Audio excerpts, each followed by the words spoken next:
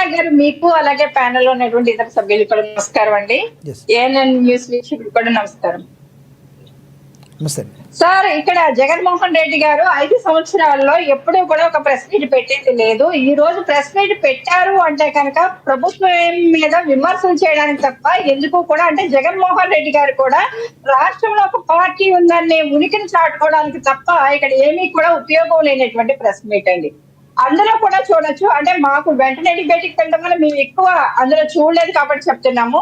అంటే చూసినంత వరకు నేను చెప్తున్నాను సార్, జగన్మోహన్ రెడ్డి గారి టైంలో ఎలాంటి దళారీ వ్యవస్థ నడిచింది ఆయన క్లియర్ గా చెప్పడం జరిగింది. అక్కడ క్లియర్ గా ఇవాళ ఉల్లిపాయలు అనేవి అందరికీ అందుబాటులో దొరుకుతూ ఉన్నాయి. ఆ రోజు 40 రూపాయల నుంచి 120 రూపాయల రేట్ అమ్మ రోజు ఒక వ్యవస్థను క్రియేట్ చేసిన జగన్మోహన్ రెడ్డి గారే చెప్పడం జరిగింది.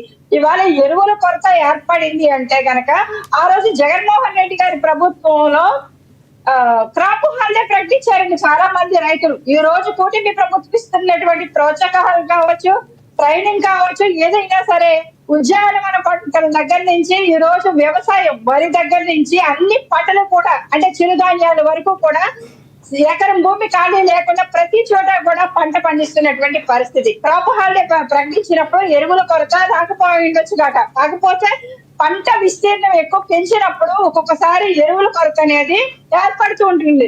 ఈ రోజు మనకొక్కటే కాదు సార్, ఇది కేంద్రం దగ్గర నుంచి కూడా ఎరువుల కొరత ఏ విధంగా ఉంది. పక్క రాష్ట్రాలు కూడా మనం చూసుకోవచ్చు. చైనా నుంచి రావాల్సినటువంటి దిగుమతి కావాల్సినటువంటి ఎరువులు కూడా మనకు రాకపోవడం కూడా ఇది ఒక మైనస్. కాబట్టి దాన్ని కూడా అధిగమించి ఈ రోజు కూటమి ప్రభుత్వం ముందుకు వెళ్తున్నటువంటి పరిస్థితి. కానీ ఇక్కడ ప్రకృతి వ్యవసాయాన్ని ఒక పక్కన ప్రోత్సహిస్తున్నారు, ఆర్గానిక్ వ్యవసాయాన్ని కూడా ప్రోత్సహిస్తూనే, అలాగే ఈ కెమికల్స్ వచ్చేసండి యూరియా కొరత కూడా రాకుండా చూసుకోవడానికి కూటమి ప్రభుత్వం శత విధాలా కూడా ఇతర ప్రభుత్వాల కంటే, ఇతర రాష్ట్రాల కంటే కూడా ఎక్కువ పనిచేస్తున్నటువంటి పరిస్థితి.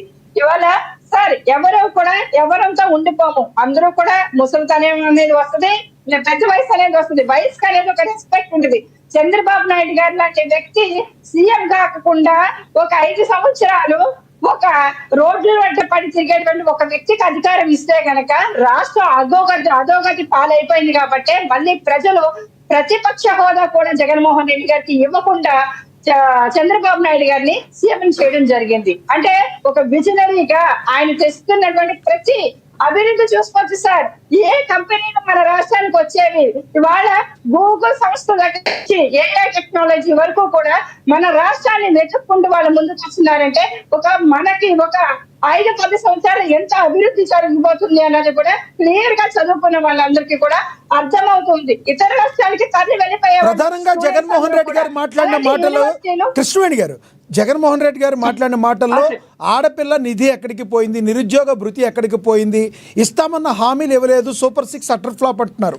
మీరు ఇవ్వాల్సినవి ఎప్పుడు ఇస్తారని ప్రశ్నిస్తున్నారు. అప్పటి వరకు నేను కూడా రోడ్ల మీదకి వస్తాను అని చెప్తున్నారు. సరే, కూటమి ప్రభుత్వం ఇస్తున్నటువంటి సూపర్ 6 పథకాలు ఎంత బాగా అమలు అవుతున్నాయన్నది క్లియర్ గా తెలుసు. ఎంతమంది ఆడబిడ్డలు ఉంటే అంతమందికి, ఎంతమంది పిల్లలు ఉంటే అంతమందికి కూడా తల్లికి వందనం అనేటువంటి కార్యక్రమాన్ని ఎలాగ సక్సెస్ఫుల్ గా జరిగింది. ఇచ్చినవి మీరు చెప్తున్నారు కృష్ణవేణి గారు, ఇచ్చినవి మీరు చెప్తున్నారు, ఇవ్వాల్సినవి ప్రతిపక్షంగా ఉన్న వైసీపీ చెప్తుంది. ఎప్పుడు ఇస్తారని అడుగుతున్నారు.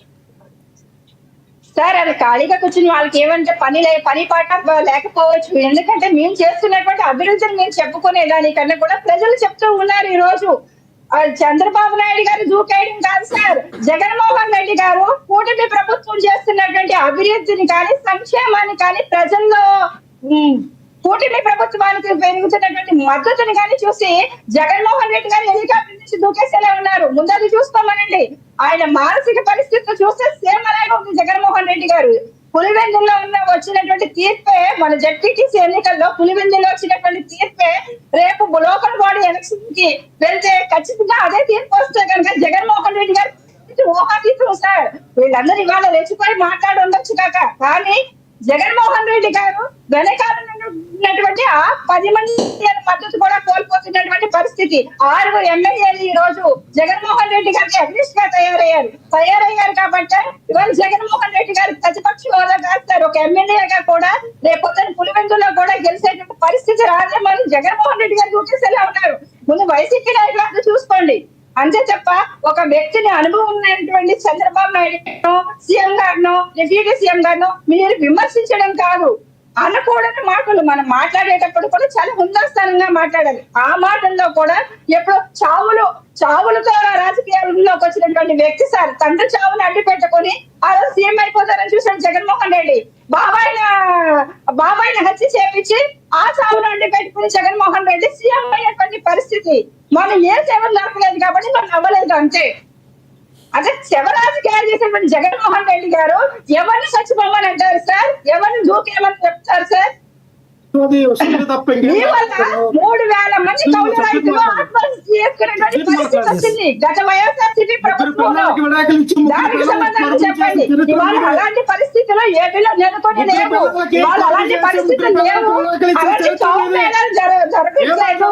అలాంటి శివరాజకీయాలు టైం జరగట్లేదని మీరు బాధపడుతూ ఉన్నట్టుగా జగన్మోహన్ రెడ్డి గారు కూడా రైతులు ఆత్మహత్య చేసుకునే పరిస్థితి ఆంధ్రప్రదేశ్లో లేదు.